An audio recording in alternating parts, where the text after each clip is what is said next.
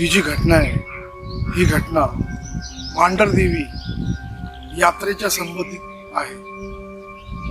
मित्रांनो, पुण्यातलं एक कुटुंब होतं जे नेहमी दरवर्षी यात्रे सीझनमध्ये त्यांची यात्रा असायची, हे मांढरदेवीला जायचे.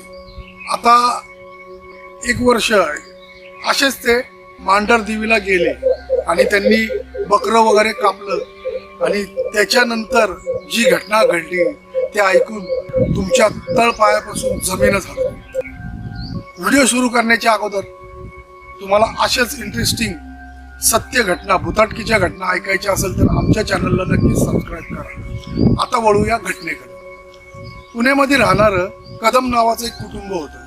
ते 3 भाऊ होते, त्यांच्या बायका आणि त्यांची मुलं. हे दरवर्षी एक छोटा हत्ती टेम्पो जो असतो तो ठरवून